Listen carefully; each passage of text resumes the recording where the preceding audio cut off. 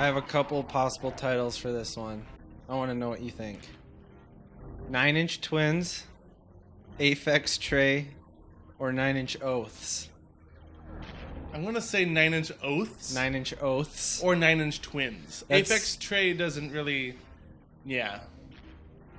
This wasn't, for some reason, these 5 names didn't, meld well for a stupid, witty title.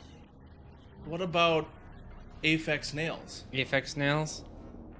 I don't know. Maddie she was saying the white nails, I think. You don't really have anything of the white stripes with those names, do you? No. The... How about 9 White Twins? 9 White Twins. I do like that. Maybe I'll use that. That'll be the first time we'll ever have combined 3 bands into one name. Oh. It is a time for firsts. Breaking records. Yeah. All right, let's get into it. Hello, and welcome to Shuffle Episode 9.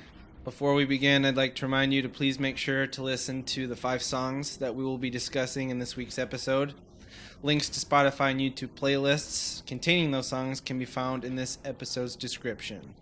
And today, for the first time ever, we are not sitting down with Dominic Manthey. The reign of Manthey is over. We brought Manthey down.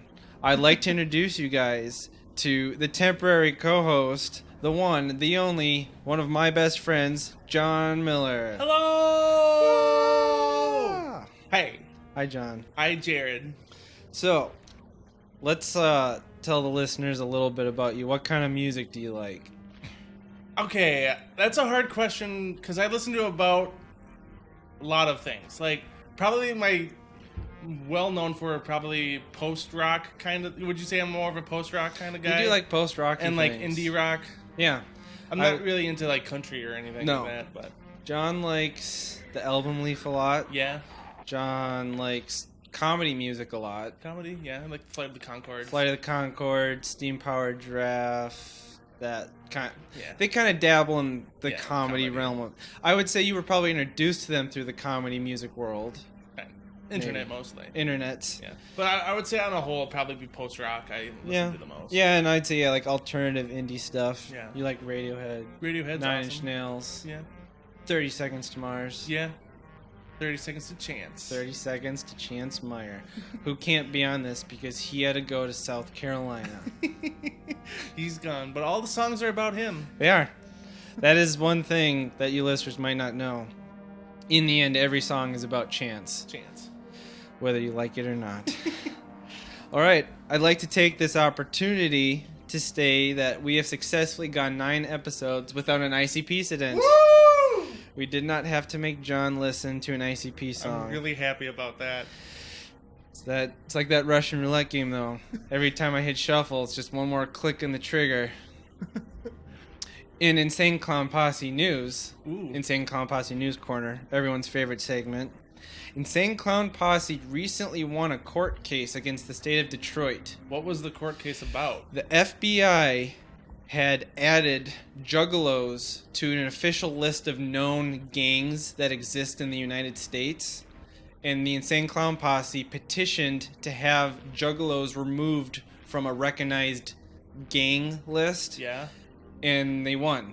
Oh. Because basically what it would allow is if you are affiliated with a gang that's on this list, and if you're known to have outfit or garb that is affiliated with that gang, you can be pulled over by a cop no matter what just by looking like one of those people. I can see them being put on a list. Yeah, but they looked into it and were taken off, and they're not considered a gang, so you cannot be pulled over for looking like a psychotic clown with little hatchet men all over. Yeah, that's good news. So, congratulations, juggalos everywhere. In other music news, let's start with the big sad one. Lemmy from the band Motorhead passed away last night. Aww. I didn't even hear about that. Yep, he was 71 years old. Oh. Died of cancer, supposedly a very aggressive cancer. Everyone's amazed that he made it to 71, though. Yeah. Because if you know anything about Motorhead, pretty hardcore. A lot of drugs and alcohol. But he will be greatly missed. He was an iconic figure in the music community. I miss you, man. Sorry, Lemmy. Pour some out. Pour some out for our homie Lemmy. Not under the microphones, though. Other music news. Radiohead just dropped a new song. Ooh. Supposedly, they were contacted by the company that made the James Bond movies, and they were supposed to write the theme song for the new Spectre movie. Oh, really? Didn't work out, but they shared it anyway. Nice. It's pretty good. I'll post it along with this episode. It sounds like they tried to make a Bond song. Yeah. It's very orchestrated. Like all the other Bond songs are. Exactly. Very dramatic. I can't, for the life of me, recall a single other Bond song. Like, except for the Adele one. Because that one's, like, parodied a lot on the internet. The very last Pierce Brosnan movie, Die Another Day. Yeah. Madonna wrote a song for that one. Oh, yeah. And I like that song. Wasn't he tortured to that song? Like, wasn't he like getting like tortured? Yes, like they like showed him like being like waterboarded and shocked, and like he's got a big crazy man beard. And that's exactly. Okay, that's good. That's okay. I did kind of like the Die Another Day song. The movie kind of is. Not a good note for Pierce Brosnan to go out on. Yeah. Let's see. LCD Sound System also released a new song, even though they allegedly broke up. I don't know if you've ever listened to them that much. Never listened to them that much. It's pretty good. It's called... Oh, crap. I can't remember now. It's like Christmas is Ruining My Life or something. It's very sad and drab. LCD Sound System's usually pretty upbeat and disco-y. Yeah. But everyone's really excited because they're allegedly getting back together, at least playing some shows. And have you ever listened to Run the Jewels? Never even heard of them. Rap group with Killer Mike and LP. The internet loves them. They are putting out a new album and just started releasing the first little bits of their third album. Okay. So, yeah. So, I have some news. Okay. I think you didn't talk about this on Shuffle. Drop it down. But Neil Peart is retiring from music. Really? Rush. Yeah, the drummer. I did not know that, and we have not talked about that. I'm really upset because he's really good. Yeah, because... No, I think he's like announced he's retiring like a whole bunch of times, and he keeps coming back. So everyone's calling it like is this a fluke or something? Sure. Have you ever seen Rush? No, never seen. Well, I've never seen him live. No. Sure. I know Nick Henry has probably like 5 I'm sure times. he's seen them every time they've come within proximity of him. Shout out to Nick Henry. Yeah. Yeah. No, I know he's an extremely technically proficient drummer. Mm-hmm. I don't really know much about him, but I was just kind of sad that, like, if he's leaving, then probably Rush is probably gonna be done soon. And that's kind of time. They're kind of up there. They've been around for a while. Yeah. They probably started making music in like the late 70s, early 80s, Maybe I think. Late 60s? Shit. Because I remember my dad used to say he used to listen to Rush while like in like his college dorms, where his roommate loved Rush. I don't know. They've been around for a long time. Your dad must be a huge nerd. Yeah, pretty much. Only nerds like Rush. So, it's the end of the year. Now, let me think. Yes. Okay, so my top 5 episode has been released, so everyone knows what those 5 are. John, what were your top 5 albums of 2015? Okay, I had some difficulty thinking of the top 5 because most of the albums I listened to, I either came in late and they came out 2014. Sure. But I did manage to think of top 5 lists. Lay them on us. Number 5 is The Sleep Tapes by Jeff Bridges. Okay, that's the one. Yes, I completely forgot about that one. I love that album. The album is so fun. It's like so different. It's not really like music. It's like an ASMR track. And it's probably the album I listen to most. This because I like to fall asleep to it. Like you're supposed to. It's a sleep tape. It's a sleep tape, and it probably has the best ending to any album ever. Is this Jeff Bridges taking a piss into a toilet? God, it's such a great album. Yeah, I forgot about that's. Here, I will amend my list. It came out early. So. I will amend my list with an honorable mention and add that to it. Yeah. It came out early, so that's probably why you forgot about it. And it's not really music, so. Yeah. Number 4 was The Desired Effect by Brandon Flowers. Lead singer of the Killers. Yeah, I'm a big Killers fan, and I liked Brandon's first album, like first solo album. He likes to do solo albums when the Killers is on hiatus because he just likes to work. Yeah. So... the first album was kind of like a hit and miss kind of thing, but the Desired Effect kind of is like an 80s synth pop, kind of David Bowie-esque kind of weird thing that you didn't really expect out of like the Killers frontman. Sure. And he has a good voice, and the songs are pretty, well, they're pretty, and they're just different from what he usually does. And like 2 songs on that I recommend listening to is I Can Change and Digging Up the Heart. Digging Up the Heart. Digging Up the Heart. It sounds brutal. Yeah. Well, it's not really brutal. It's not. It's a really poppy kind of soundtrack. And then number 3, I put in probably the one that kind of hit my heartstrings the most is the Vice Quadrant by Steam Powered Giraffe. I still haven't listened to that because, I mean, I could just buy it. I can't listen to it for free. Yeah. So I've really been meaning to listen to it. No, it's interesting because it's a space opera split into 2 parts, but I consider them as one album. So it's like a concept album? It's... No. It kind of is a concept album. Yeah, it's a concept. There's a storyline to it, but it's all jumbled up and mixed up from that. They didn't like put it in order of how the story goes, supposedly. But it's all jumbled up. It's probably their best album in my opinion.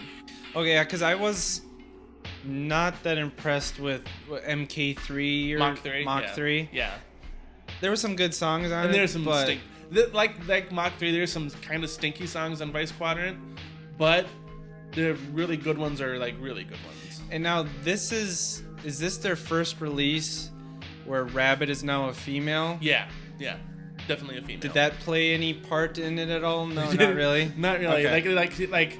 Like the female vocals are mostly done by Rabbit now. Like there's some like very like feminine songs in the in the album, and then all from like Rabbit's perspective. But then there's also like the Spines. There's 3 members. There's Rabbit, the Spine, and Hatchworth.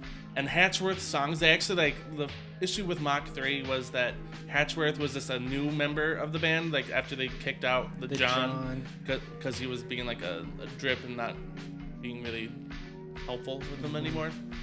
But the issue with the Mach 3 is like Hatchworth wasn't really used that well, I think. Like he was kind of very different. Like it was like boom, he has a different voice in the Spine and the Rabbit who are twin brothers. Very similar voices. Twin siblings now, I suppose. I will say, I think one of the things that I didn't like about Mach 3 was, and I don't know why this would bug me, but in previous albums, I could tell the difference between Rabbit and the Spine.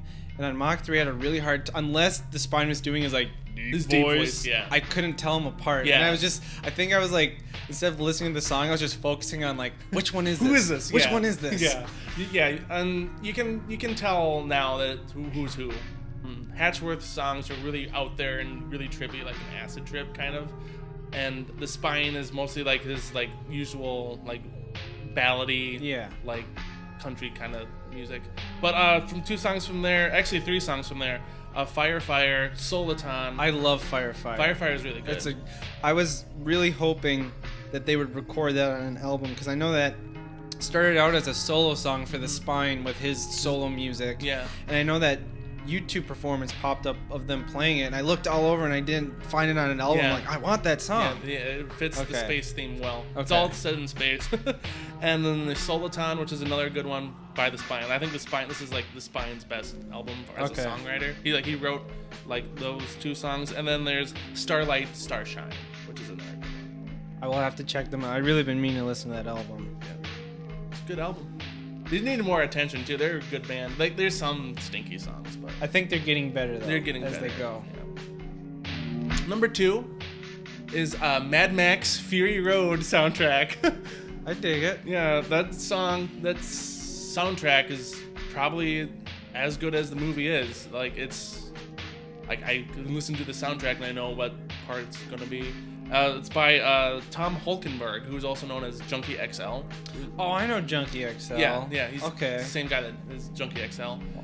And I didn't know he did the soundtrack for that. Yeah, he did the soundtrack. And this, like, apparently they want to like make a black and white cut of Mad Max Fury Road and just have the soundtrack as the only thing that's gonna happen. There's no dialogue. There's no dialogue. They're gonna cut out the dialogue. They're gonna cut out like the noises. Just the soundtrack.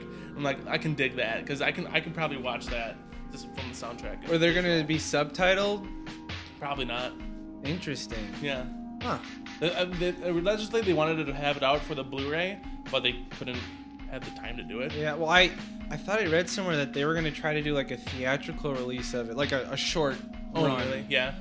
Because that'd be cool to see in theaters. Yeah. No, and don't feel bad about having a soundtrack, because actually another album that almost made it onto my list that I forgot to mention was the It Follows soundtrack. I've never seen that movie. It's a great indie horror movie, but did you ever play Fez? Yeah. So the guy who did the soundtrack for that is a guy named Disasterpiece. Okay. He did the soundtrack for It Follows. So imagine the Fez soundtrack, but horrifying.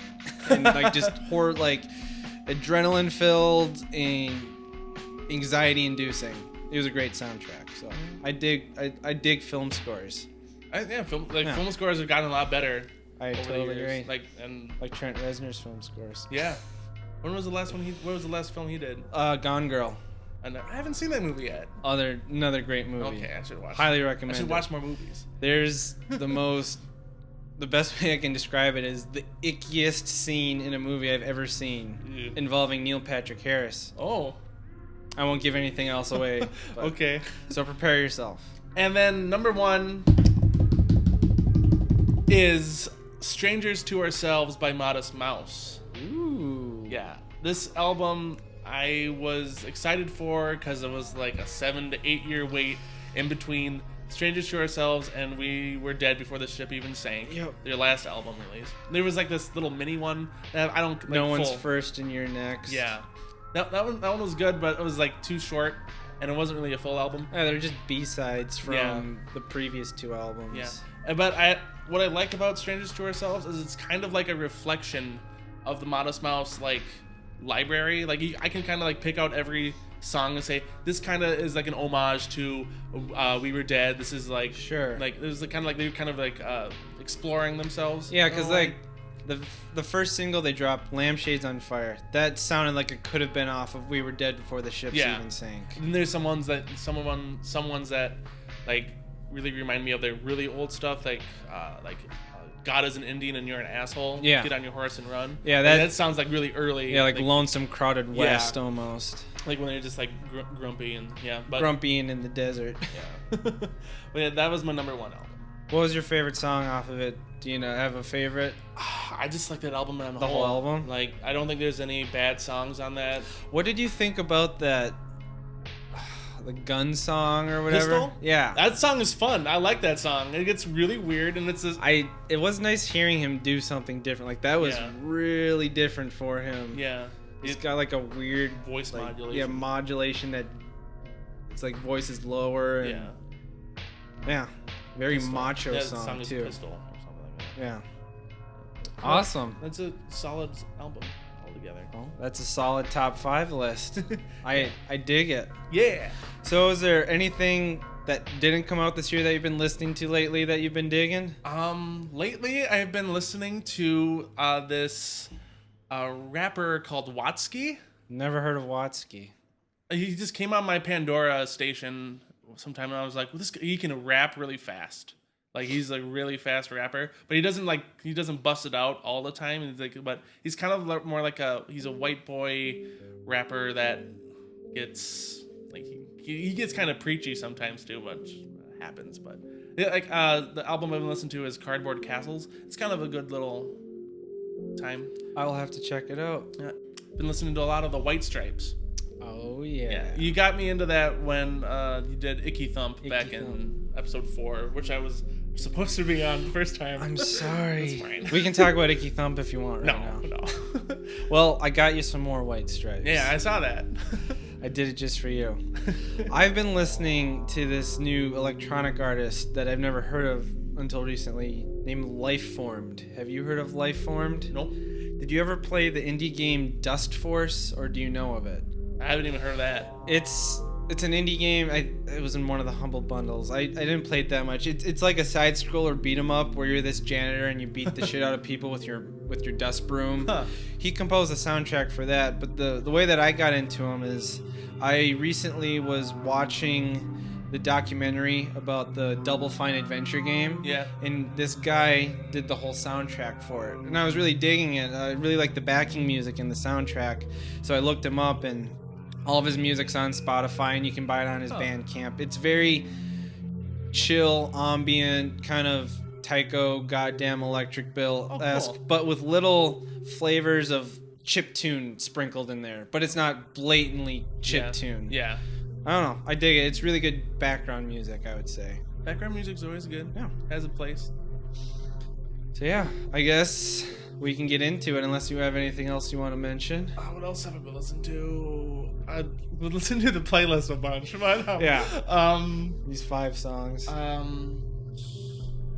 think that's... I haven't been listening to anything else recently. All right, well, let's move into what you have been listening to then. Alrighty. With the first song off our playlist, which is In This Twilight, Fennesz, I think it's pronounced, which is a song by 9 Inch Nails remixed by this artist who goes by the name of Fennesz. Yep. This is off the Year Zero remixed album, which came out in 2007, and that is Y34RZ3R0R3M1X3D lead speak. Yep. So it is a remix album of 9 Inch Nails' other 2007 album, Year Zero. 9 Inch Nails are an industrial rock band from Cleveland, Ohio, and they are essentially a man named Trent Reznor.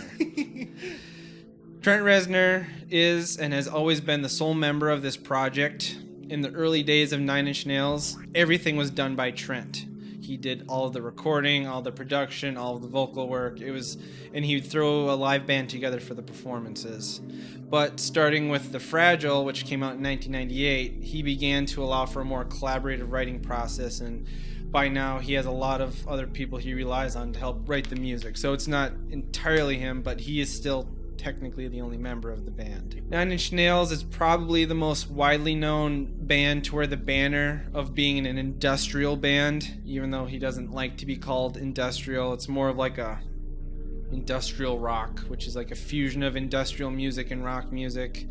And in case you don't know, industrial is a form of experimental electronic music that draws on transgressive and provocative themes.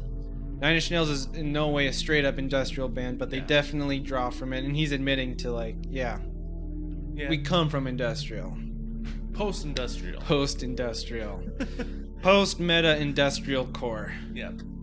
So, and the guy who remixed this song, Fennesz,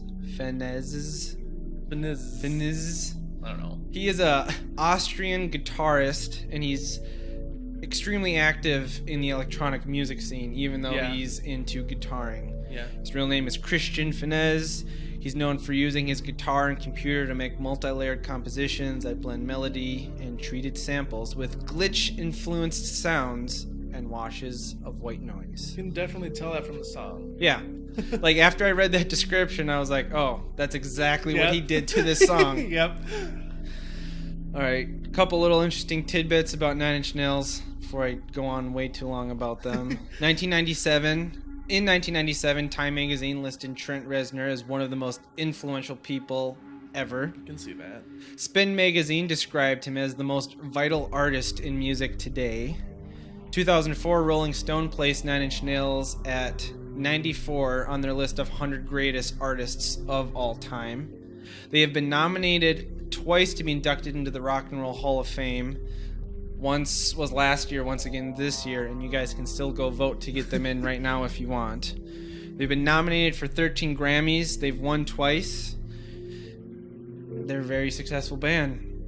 A little interesting backstory. In the late 1980s, Trent was working as an assistant engineer / janitor at a recording studio called Right Track Studios. Oh. And at night, when no one was using the studio, he would go record his own material. That's cool. When no one was looking. And that eventually led to Pretty Hate Machine, their first album. Huh. The name 9 Inch Nails was decided on Trent because it was easy to abbreviate, and that's really the only reason why he did it. Nin facts. So do I have anything else? I see. I could keep going on and on and on about Nin. You love 9 Inch Nails. And I have a strong feeling that this isn't going to be the first time that they're going to show up on this podcast. Oh, there's a lot of them. So I'm going to try to conserve the rest of my Nin facts. Nin facts. 9 Inch Nails is my number one played artist of all time, according to my last FM. Over 3,800 plays as of right now. Dang. Seen them live 6 times. I've touched Trent Reznor's hand once. More than I have. Yes. Okay, just lost track of everything. Okay, here we go. So Trent Reznor Blackout. Trent Reznor Blackout. Year Zero Remix, like I said, is a remix album for the album Year Zero. All of the remixes on this album are by artists other than Nin that Trent picked, except for one. The remix of My Violent Heart was a fan remix that somehow found its way in front of Trent, and he liked it so much that he asked them if it could be on this album, which is pretty cool. That's pretty cool. So along with this album, Trent launched a website called remix.nin.com, which offered official stems of Nine Inch Nails songs for fans to remix after the album was out. Yeah. So now that you got some background, what did you think of this song? I prefer the original. I listened to this, then I have this album all together, and it's funny because like at least every other like main Nine Inch Nails album like has like a whole bunch of listens to it. I hit Year Zero Remixed, not even touched. Not even touched. And I was like, oh, this must be a sign of something. Or like, I must either start it up, or and I'm like, no, and I just stop it, and then I listened to this song, and then I listened to the original, and I just preferred the original. I don't know. I completely agree. Yeah. I wholeheartedly agree. So this remix version, it's a lot more atmospheric And slower. than the original. Yeah, it's slower, it's atmospheric, it starts off with like some soft drony noises, and then as the lyrics come, you can still kind of sort of make out like the glitch percussion that's used in the original, like the sound. Yeah. Very Nine But Inch Nails. it's blended into the back of the mix, and the guitar work makes the song have more of like a positive feeling. I didn't get a think positive feeling from this song. The remix? Yeah, from this Okay. remix. I see, like I said, I prefer the original. I still like the remix, but I just prefer the original. What I get when I listen to this remix song, I kind of view myself in like this post-apocalyptic world where I'm like hiding under like a truck with this little radio, and I'm like just diddling with it, and then like once in every a while, because of the staticky white noise, it goes, like you get it, Trent Reznor pops up. Like I'm trying to fight to keep Trent Reznor in my, like on my radio. I don't know. That's like I was listening to it in the shower, and that's what I thought of. No, that really goes along with the vibe of the song. Yeah. I totally agree. I would say to me it's more of a downer song, really. I don't know. I think the song, yeah, especially like the lyrics of the song are kind of like this really unfeeling acceptance of like a horrible fate. I feel like you're just sitting there watching the world end and there's nothing you can do about it. Yeah. It's kind of nihilistic. It's very Trent. It's called In This Twilight. Yeah. So you kind of like you're on the moment right before destruction or something, or Yeah. And I feel like in this remix, I really like the lyrics of this song. And I feel like the lyrics kind of take a back seat to the music in this remix, which is a shame because the lyrics are pretty great. Yeah, like overall, I do prefer the original. It's a decent remix. It's enjoyable, but it feels kind of flat. Like the emotion was taken out of it. Yeah. Like it's more like, look at all these weird glitchy sounds. Yeah. So I plan on posting the original so people can listen to it if they want. It's definitely, this album is like for fans of Nine Inch Nails. Like I can't imagine a casual listener would pick it up and I'm like definitely it. a casual listener. Yeah, so and it's that's like, why I probably never touched it. It's definitely like for fan boys and girls. Yeah. Definitely. Or Jared's. It's for Jared's. Any other thoughts on this track? No. Yeah. It's a good track, but it's kind of my jam. Yeah. Like I have nothing against it, but it just makes me like I listen to it, I'm like, oh, this is good. I want to listen to the original now. That's what it makes me want to do. Yeah. All right. I guess with that, we can move on to our next track, Returning Empty-Handed by Underøath, off the 2006 album Define the Great Line. Underøath are a Christian post-hardcore / metalcore band from Tampa, Florida. Allegedly, their name comes from somewhere in the Bible. They didn't get any more specific than that, other than I think we found it in the Bible. This is their 4th studio album, 2nd with the lead singer Spencer Chamberlain, whose vocals are featured predominantly in this track. Yeah. And this whole album was kind of a departure from the emo screamo sound of their previous effort, which was called They're Only Chasing Safety. It exploded right in the hype of the early 2000 emo scene. This album is kind of going towards a heavier sound. The music is heavier and more in the metalcore realm of things. The screamed vocals are more guttural growls than emo shrieks. And the clean vocals that are sang by their drummer, Aaron Gillespie, they're not as poppy. They're a little more depressed sounding, I guess, or like the life's been beaten out of him. Yeah. And the lyrical content of this album is just a lot more darker and like from a troubled past than their previous things.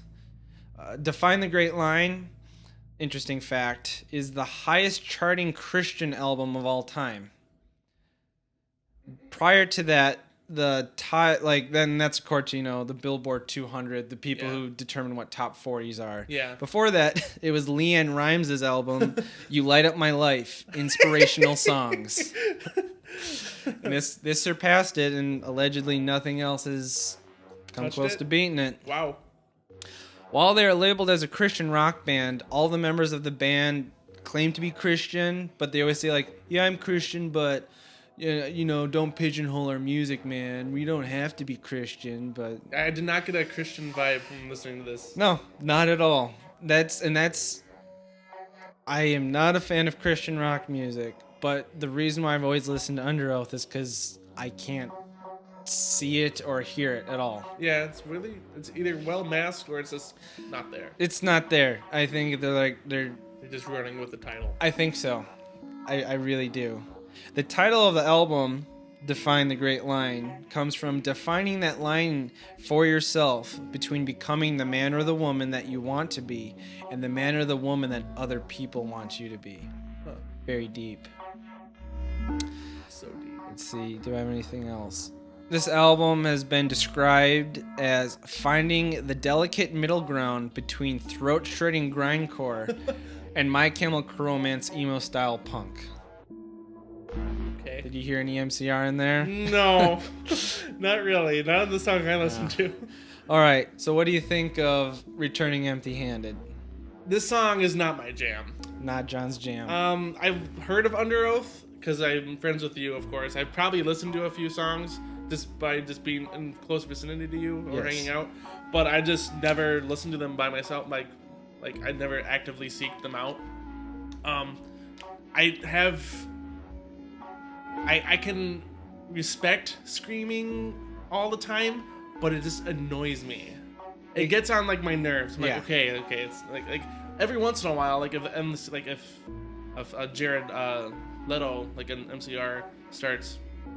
Oh, did I say call him Jared Leto? Well, Jared Leto from 30 Seconds to Mars. No, yeah, or Gerard Way. Gerard Way. I'm really tired today.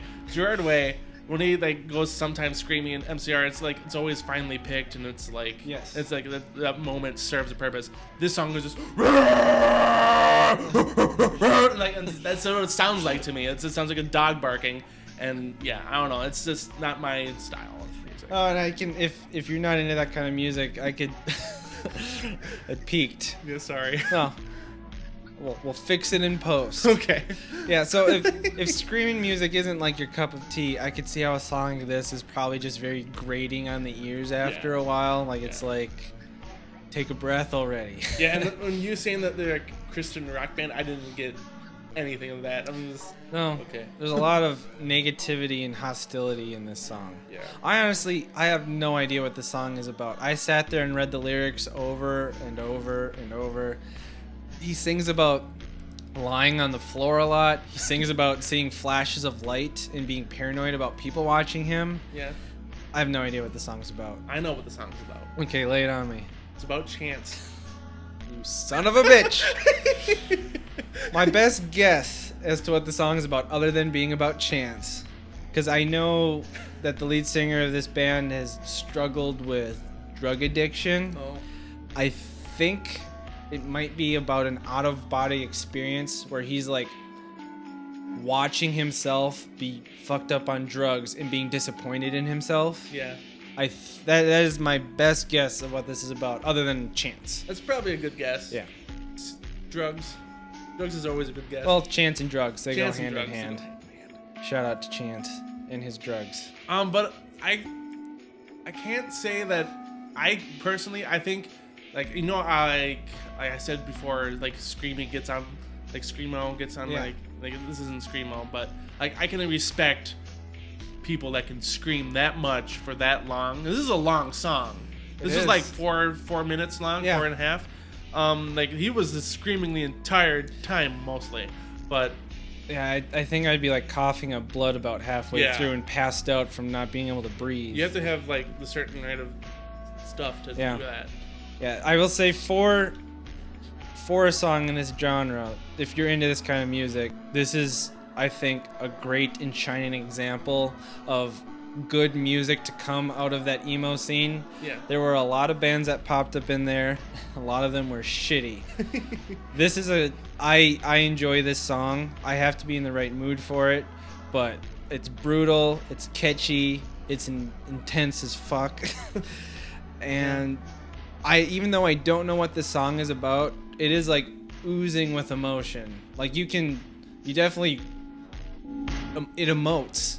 What it is, I don't know, but there's emoting coming out of it. Yeah.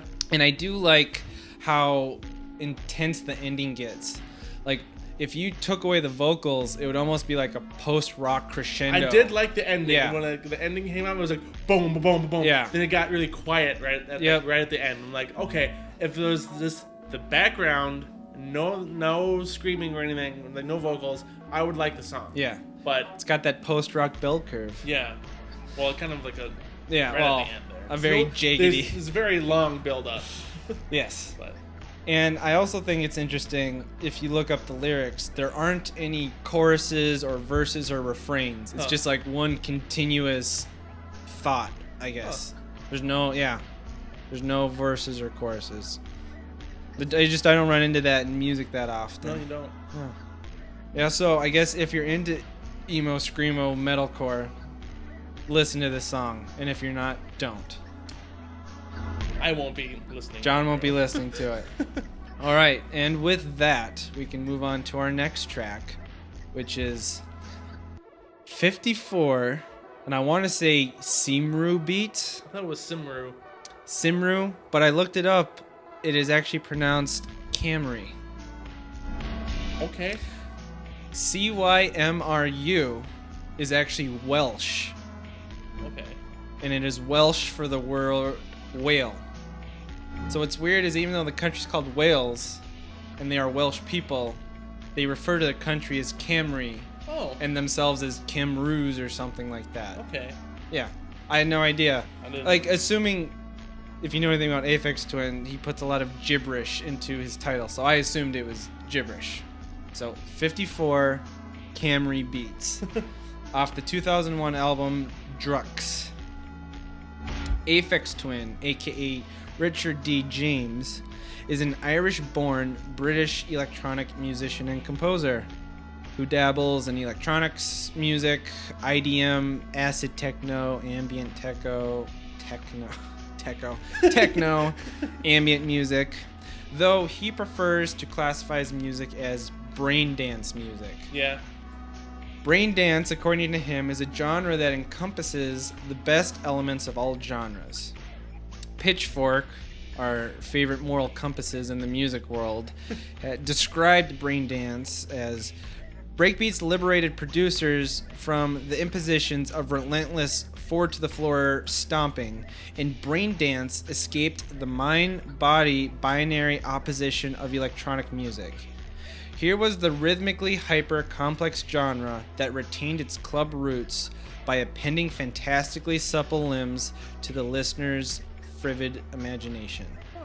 It kind of sounds like a bunch of bullshit if you ask me. I didn't take anything away from that. It sounds like he's just talking big. Yeah. So I don't know. I kind of actually zoned out while you were telling me. I'm like, because what? there's no substance there. They're not saying anything. Yeah. I think the reason why he would classify his own music as brain dance because he's kind of unclassifiable. He makes weird, catchy music. Yeah. If you're not familiar with Aphex Twin, you might be familiar with one of his other 20 side projects. He also records under Aphex, Polygon Window, Caustic Window, Tuss, Blue Calx, Bradley Strider, The Universal Indicator, Brian Tregaskin, The Just the.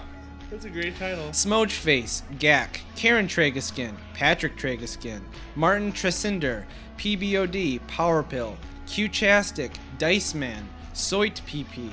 I could keep going on. I've never heard of any of those. Aphex is the only other. I have an Aphex is his like other predominant. Yeah. Anytime he does analog techno music with no analog synthesizers, it's under Aphex. Okay. Polygon Window and Caustic Window are also very similar one-off shoots of Aphex. I really haven't heard of any of these other ones. I've never heard The before. The. Let's look up the band The. Yes. We'll find it right away. Yeah, good luck Google searching that. The band.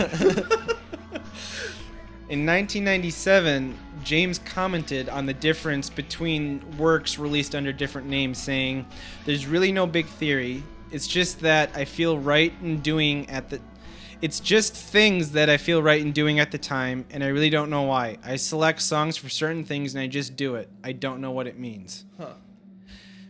Interesting fact about Aphex Twin. At the age of 11, he programmed a computer called a Sinclair ZX81, which is a computer that had no sound card or sound hardware in it, and he reprogrammed it to the point where it made a sound. Huh. Pretty cool. He said when he was 11, he won 50 pounds in a competition for writing a program that made sound on a computer that made no sound. He claims it. I guess there's no proof of this. James has stated that the title of this album, Drux, is not related to drugs. It's just a word he made up. And there is a huge debate over what this song is about. And I will post a link to Aphex Twin fan forum where the people are just fucking raging at each this other song in about particular? this song, what it's about. I know what it's about. Chance. Chance. You should just go in there and just drop some knowledge on them.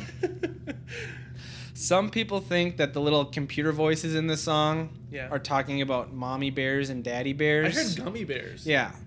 Everyone hears their own thing. Some people think that he's saying Tony Blair, and it's like a political song about Tony Blair. That could be, yeah. Some people think that all the lyrics are actually in Welsh, since the title's in Welsh, and that we're just hearing English, but it's actually all in Welsh. But they didn't bother. They're like, and I know what it means too, but I'm not gonna say.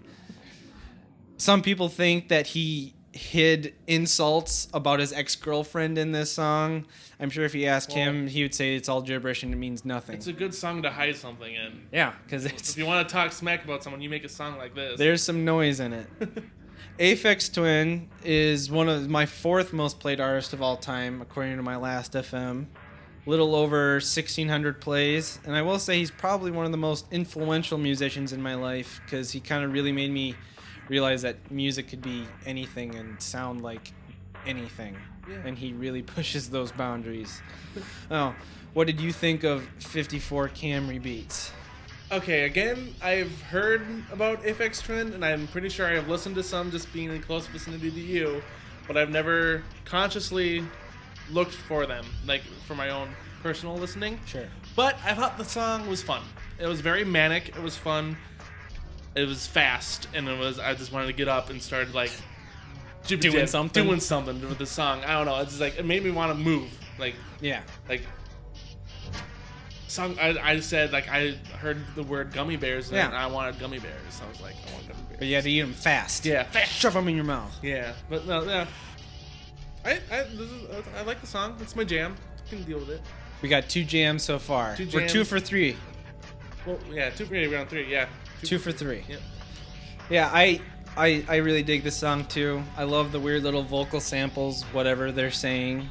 I like how the song is like in a constant state of change. Yeah. Like it never repeats itself, except there's like a constant driving beat, but otherwise it's just crazy and all over the place. Yeah. And I like how it kind of breaks down into just chaos near the end. Like it almost sounds like nothing, like I don't know, like you lost transmission on a signal and it's just a computer freaking the fuck out. Yeah.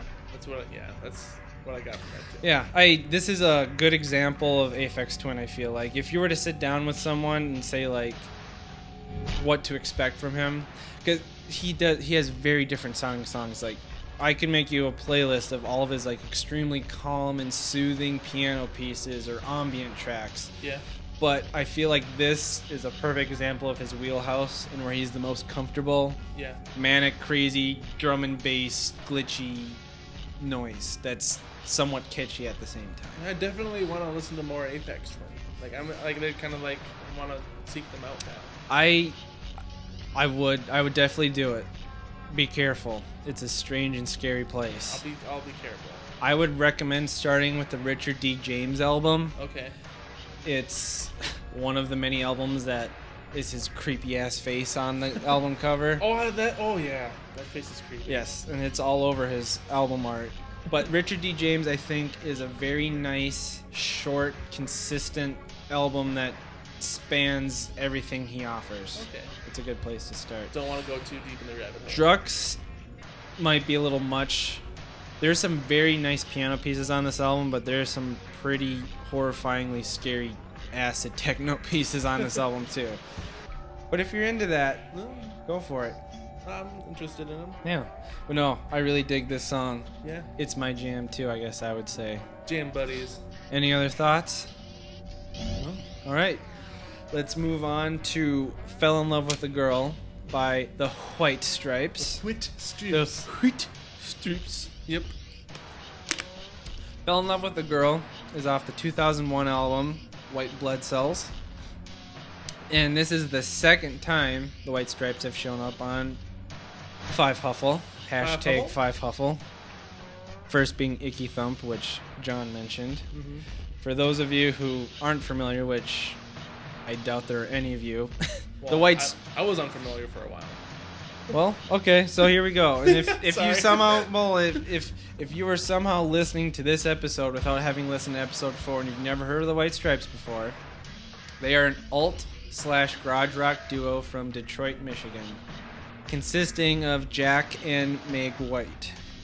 White Blood Cells is the White Stripes' third album and marked their first significant success in their career. Rolling Stone ranked this album number 497 on its 500 greatest albums of all time list. I know that's kind of high, but it is of all time. Pitchfork ranked it 12 on their top 100 greatest albums of the 2000s. This album was recorded in 4 days. Just 4 days. Jack said that they wanted to try to keep it as unorganized as possible. Yeah. And I think they pulled it off. Though I will say it was written over the span of 4 years. Okay. So I feel like they were well prepared for it. But if the sound of this song is any indication, it sounds like it's just chaos. Yeah. And very unorganized. Yeah. It's also the very first White Stripes album to consist of entirely original material. The first 2 albums had a lot of covers and stuff like that on it. So this was like their first time just being themselves. And it looks like it paid off. Yeah. The name White Blood Cells for the album, Jack said, is this idea of bacteria coming at us or just foreign things coming at us like media or attention. And the album has a lot to do with their newfound fame. The album art shows Jack and Meg White kind of being swarmed by these black figured paparazzi people with cameras. A lot of the songs, not so much this one on the album, are kind of questioning how they feel about fame and notoriety and whether it's a good or bad thing. Let's see. The song is about a boy who falls in love with a girl who's sadly not in love with him. And even though his brain is telling him that it's ultimately hopeless to pursue her, his heart still wants to. Very relatable, I feel. Everyone can relate to Yeah, that. it's a very relatable feeling. Yeah. I feel like it's like one of the things that pretty much anyone could relate to. Even outside of love, just pursuing something you know you shouldn't. Yeah. The dichotomy between brain and heart. What did you think of Fell in Love with a Girl? I really liked it. It's my jam. 4 or 3 for 4? Yep. My actual first real contact with this song in particular was from Weird Al Yankovic. Really? This song is part of one of his polkas. Angry White Boy polka, right? Yeah. Yep. I forgot and like about it's that. like he does like the chorus or like the fell in love with the girl part, and like okay, that's always been in there, and I would love Weird Al Yankovic. Like that's like I would find it funny that was like my first real contact with. That is really funny. Yeah. Huh. So, did you not make that connection until you then listened to this song and be like, oh, this was in that Weird Al song? I was watching the music video. The music video is awesome. Like, great music video. Like Michel Gondry. Michel Gondry. Yeah. Michel Gondry. Like did it all in Legos? Is it fully stop motion or? Yeah. So, with John's. Sorry. No, go for it. There's like a 2-second scene in it that was CGI'd. Okay. And you can tell there's like a scene where like it really looks like Jack and Meg White talking to each other. Yeah. And you can tell like it's not Legos, but everything else was stop motion. All right. Great music video. It's a great music video. It's like you said, it was really manic and whatnot. Like I can see that it's short and to the point. It's like this is what we want to tell you, and this is what. Like it's like only like I think it's the shortest song on the whole entire 5 playlist. Yes. Maybe next song might be a little bit shorter if you shorter. cut out the dial. But I think it's probably the quickest song on the playlist. It's very fast. It comes and goes. Yeah. Like I was like, it's done. Don't blink too quickly or you might miss it. But I like the song. I like the band. I love this song. It's it's probably like I would say without a doubt their most popular song. Yeah. It's probably I've heard it. And the music video, like you said, it's fantastic. It's completely stop motion with Legos. My favorite director, Michel Gondry, did it. Interesting fact about the music video. So after it was made, the White Stripes contacted Lego in hopes of having small Lego set packages released with the single. Yeah. So people could build their own little Jack and Meg White. And Lego came back to them and said, we don't market our product to people over the age of 12. Yeah. But once Lego found out how insanely successful this song was, they then came back to the White Stripes and like, oh, do you still want to do that thing? And Jack's like, fuck you, Lego. And because Jack's just that kind of guy. And that would have been cool, though, getting a little Lego set with it. Yeah. The music video won 3 MTV Music Video Awards and was nominated for Video of the Year in 2002, but it lost to Eminem's music video Without Me. Damn you, Eminem. Mama Spaghetti. Pitchfork deemed it the best music video of the decade. Yeah, which I can definitely see. In the 2000, 2010? Yeah, between 2000 and 2010. It's up there. So yeah, it's a great song, high energy, sloppy, in a good way. Yeah. Manic, catchy as hell. And like I said, the lyrics, they're very relatable. Your brain telling you to do one thing, your metaphorical heart telling you to do another. And I feel like the song really matches the sentiment of the song well. It's happy and upbeat, but there's like a manic desperation to it. Yeah. I like Icky Thump better though. Yeah? On a personal level, I like Icky Thump hit me made me want to go listen to the White them. Stripe. Like I could hear this one on the radio and I wouldn't know who it would be. Like sure. Back in the day, like okay, and because it's so short. Like Icky Thump has I don't know. I just felt more fun with it. Yeah, especially in the early 2000s, like the really alt garage rock sound got very popular, and I feel like this could get lost in the noise of that. Whereas Icky Thump is such a distinct sounding song. Yeah. And I mean that was the last album the White Stripes ever did, so they had really defined themselves up to that point. Like this, at this point in time, they're still kind of trying to figure out who they were. Yeah. They were very much more established. Yeah, I agree. I think I'd like Icky Thump over this, but I still like this song a lot. Yeah. This song is a good song. As John would say, it's my jam. It's my jam. And it's about chance. Yeah. Fucking chance. All right. With that, see, fucking chance is a good transition. Yeah. You can relate it to anything. Yeah. With that, we'll move on to our final song of the playlist. I'm So Ronery by Trey Parker off the Team America World Police original soundtrack, which both the soundtrack and movie came out in 2004. In case any of you don't know, Trey Parker is an actor, animator, screenwriter, director, producer, singer, and songwriter, best known for co-creating the television show South Park with his BFF and creative partner Matt Stone. Team America World Police is a satire of big-budget action films and their associated cliches and stereotypes, with particular humorous emphasis on the global implications of the politics in the United States, all through the use of marionette puppets. I would say like that old show Thunderbirds. Thunderbirds is heavily inspired by Thunderbirds too. Yeah, I think if I read somewhere that they like were watching that show and they're like, this show sucks. Let's do something like this. Yeah. So that's pretty much their idea. It's a great movie. I love the movie. It's one of my favorites. It's an amazing movie. I think it's sadly underrated. I wouldn't say like people don't go to it as quick as they should. Yeah. Like, because they kind of called a bunch of like things way early on, like with like dealing with North Korea and Kim Jong Il, who was still kind of like back in 2004, at least to me, who was like 14 and like still pissing the bed, but like I wouldn't piss the bed. Just But, a disclaimer: John did not wet the bed at the age of 14. Yeah. No, like how he's there and he's a threat, but like he wasn't in like the media subconscious. Yeah, it wasn't as sensationalized Yeah. yet. Yeah, no, Matt and Trey have always been good at like knowing what's on the up. knowing what's in the up and up, saying this is going to be a problem, but and then making fun of it. Yeah. Relentlessly. So these marionettes they used in the film are some of the most expensive marionettes Well, they're really good marionettes though. ever made, and they just destroyed them and beat the shit out of them in this movie. The film was painstakingly made realistic, and it led to various shots being redone throughout the process due to Parker and Stone's obsession with detail and craftsmanship. For example, one of the little Uzis held by one of the Taliban members in that movie Yeah. cost $1,000 to make. Cool. And to construct Kim Jong-il's eyeglasses, they were made with hand-ground prescription-grade glass lenses. They really put their time into it. Yeah. And like they hired 3 huge teams of professional marionette operators. Each puppet had probably 4 people controlling it.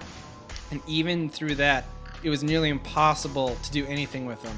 They said that, for example, like a simple shot of making the character take a drink of water probably took a half day to successfully capture. Yeah. And there was no CGI in this. All of the stunts were done in real time with real life explosives. And if you've seen this movie and you just think that they actually shot all that stuff, you'll start to understand what they went through with this. Yeah. The film had to be resubmitted to the Motion Picture Association of America at least 9 times before they would downgrade it from an NC-17 rating to an R, mostly because of the infamous marionette sex scene, which involved defecating and urinating on each other. Yeah. It's pretty bad. Yeah, I've seen the uncut Yeah. version. So this song, it goes along with this. Sorry. Yeah, you're thinking of the marionette puppet scene. Yeah. It's bad. It's bad. It's bad. It's pretty bad. So this song goes along with a scene in the movie where Kim Jong-il is walking around his palace and singing about how lonely and misunderstood he is. I believe that Trey is the one who wrote the lyrics and performed this song, but the background music was composed by a man named Harry Gregson Williams. Okay. He did a lot of the orchestration for that movie. And yeah, so what did you think of I'm So Ronery? Sadly, it made me feel kind of bad for Kim Jong-il. Brings you down to his level. Yeah, like you can. That song is like at like a pivotal point in the movie too. Well, kind of like it kind of like set like when that song happens, you know more about like why Kim Jong-il's being like a Crazy guy. huge douchebag. But like it also kind of still paints him in like this horrible light. Like he's singing it to the like while as he walks by this skeleton in this shark tank, and like this guy's being tortured. Yeah, and, in the like, background. And then one of my favorite shots is that he's just lying on his bed. Apparently they must have made a bed with this like the puppet on it, and they must have because there was no strings attached to No, but his mouth was moving. Yeah, so they must have had like a hand in there and like opening it. But like I was just appreciating the craft. Like I was just watching the music, like the video part. I didn't listen to the audio. Yeah. Because the care they took to get his little jowls and his like Chubby cheeks. his eyeglasses, like was making his eyes bigger, and I was like that made a lot of care with that puppet. They did. But like as a song, it's funny. It made me laugh the first time I saw it. Yeah, I would say the best part of the song is like the blatantly racist delivery of the lyrics. So Ronery, so sad we roan. It's definitely a song where I feel like it needs its visual counterpart to like be truly enjoyable. Like the visual of Kim sadly wandering around his castle with tortured prisoners and just guards standing in the background. It's hilarious, and I would expect nothing less from Trey Parker. And it really, like, trying to listen to the song on its own made me like really realize that Trey's a good singer, and the song, like the background music, is very well composed, but I don't think I would ever like earnestly sit down and just listen to the song for the enjoyment of listening to it. It's a little too novel and campy. It's a good song, but you know, it needs to be in the context of the film. I would say, apart from the sex scene, the Kim Jong-il song is probably the second most like the most memorable thing about the movie. Yeah, in my opinion. I agree. Like, I mean, other than the America Fuck Yeah. Yeah, song. America Fuck Yeah. Yeah, that's okay. Then it's 3. It's yeah. 3. It's sex scene, America Fuck Yeah, Kim Jong-il song. Ronery. Yeah, I think the only 2 songs I have off the soundtrack in my library are America Fuck Yeah and this song. I mean, everyone has AIDS songs funny, but it's just not near the level of those 2 well. Everyone has AIDS. I don't even remember that song. AIDS. It's at the very beginning of the movie.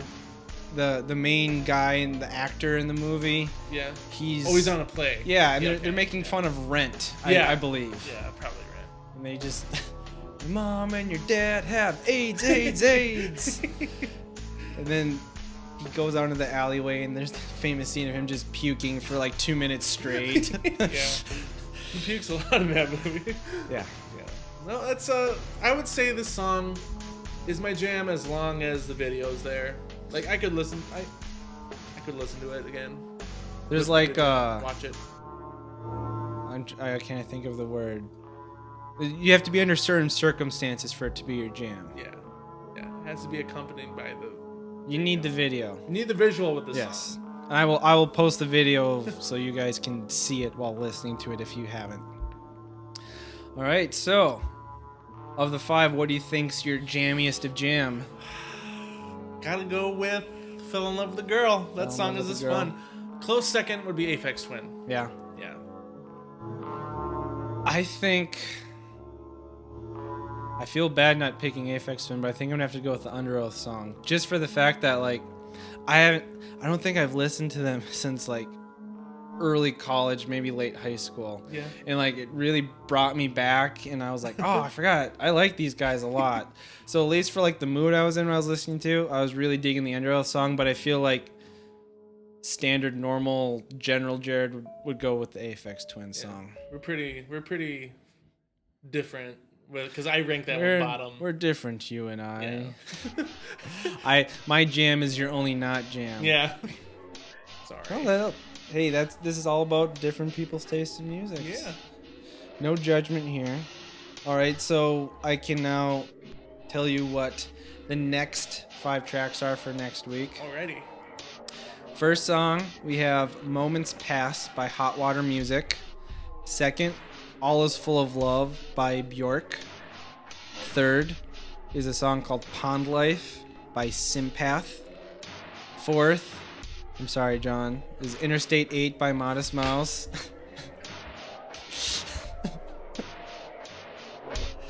John had to walk away to scream. We can talk about Interstate 8 right now if you want. No. Fourth is, the final song is Bloody Romance by Senses Fail. No Insane Clown Posse. Dodged a bullet. One more episode. We will have you back on for a Modest Mouse-centric episode. That'd be nice. How about that? Okay. We can each come and talk about our 5 favorite Modest Mouse tracks. Nice. Yeah, we should do that sometime. I'll do it. All right, and anything you want to plug? If you like listening to me and Jarid talk about video games, you can find us both on the Game Cave podcast. Mostly me. Jared's on off and on. He won't be on next week, I think. I won't. But we talk about video games lately. If you don't like video games, we also made a Star Wars episode. If you like Star Wars but hate video games, you can listen to that. It's like 20 minutes long. But yeah, we're on a podcast called the Game Cave Podcast. Find it on Facebook, Twitter, every social media, really. Yeah, in all of the show notes for this, if you go through them, I link to the Facebook, SoundCloud, and Twitter page for it. So check it out. It's awesome. You can actually listen to this Chance guy that we've been talking about so much. Yeah, he's coming back soon. Yeah. It's from. Forward to it. Just use Robot Chance instead. Should. All right. Well, thank you for being on it. I hope fun. to It was do fun. this again soon. I've never done a podcast face to face with another person. It's a first for I time know. for everything. Yeah. All right. Well, we'll have to do this again soon. And thank you, everybody, for listening. And I hope you have a good week. Bye-bye. Bye.